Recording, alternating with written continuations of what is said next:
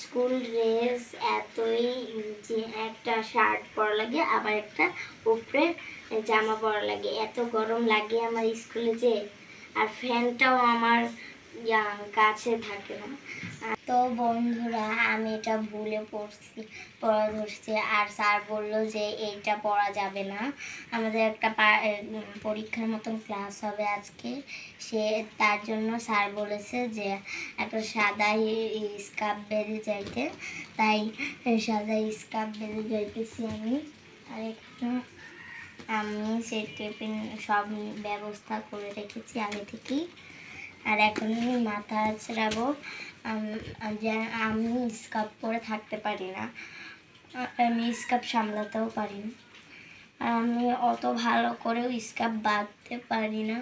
আমার আপুদের কাছ থেকে কোনো রকম একটু শিখেছি, আর এখন আমি মাথা আঁচড়িয়ে স্কার্ফটা বেঁধে স্কুলে চলে যাব।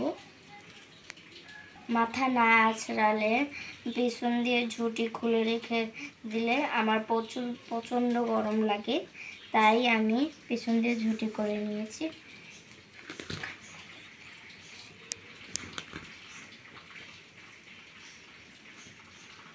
একটা কালো ক্লিপ লাগিয়ে নিচ্ছি, কেননা এখন চুল সামনে এসে পড়তে পারে, তাই আমি একটা সামনে দিয়ে কালো ক্লিপ লাগিয়ে নিয়েছি।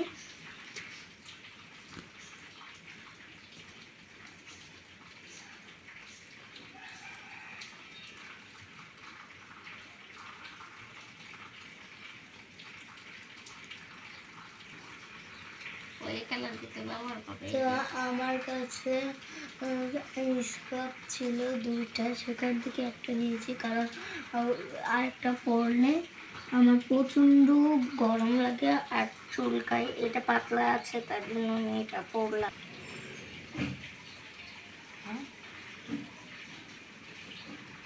সাদা হিজাব নেই, তাই স্যার বলেছে যে স্কার্ফ বেঁধে যেতে, তাই জন্য আমি ভালো করে স্কার্ফও বাঁধতে পারি না, তাই কোনো রকম করে বেঁধে যাচ্ছি।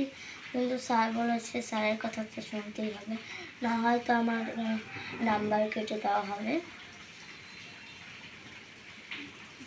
বন্ধুরা, টাটা, আল্লাহ হাফেজ।